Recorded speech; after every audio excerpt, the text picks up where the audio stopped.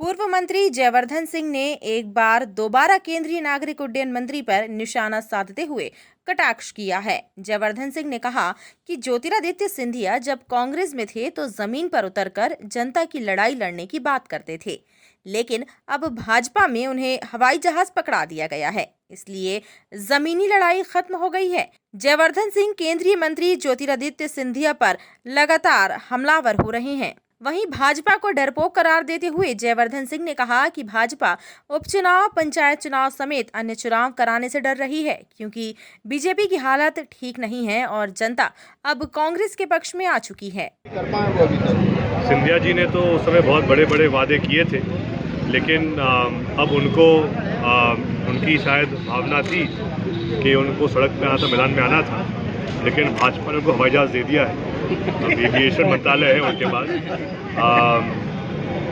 लेकिन जैसा मैं हमेशा कहता हूँ कि सिंधिया जी अब विषय कांग्रेस के नहीं हैं, वो अब विषय भाजपा के हैं। तो उनका भविष्य क्या है, उनका वर्तमान क्या है, वो जो भाजपा के कार्यकर्ता या नेता हैं, आप उनसे पूछिए। सरकार जैसी आई भाजपा की, लॉकडाउन लग गया। लॉकडाउन के बाद कोविड की पहली लहर आई, पहली लहर के बाद कोविड की दूसरी लहर आई, जिसमें इतनी तबाही मची कि कहीं ना कहीं पूरे प्रदेश के हर कस्बे में लोग प्रभावित रहे। जैसे ही दूसरी लहर खत्म हुई तो पूरे ग्वालियर चंबल में बाढ़ की स्थिति हुई, जिसमें काफ़ी नुकसान हुआ है।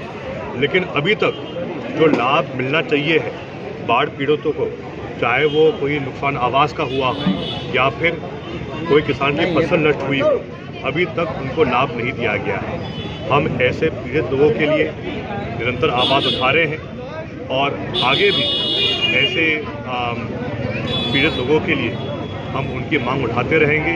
उनके लिए सड़क पर आकर हम उनकी आवाज़ उठाएंगे और उनके लिए लड़ाई लड़ेंगे। टाइम 8 मध्य प्रदेश के लिए गुना से विकास दीक्षित की रिपोर्ट।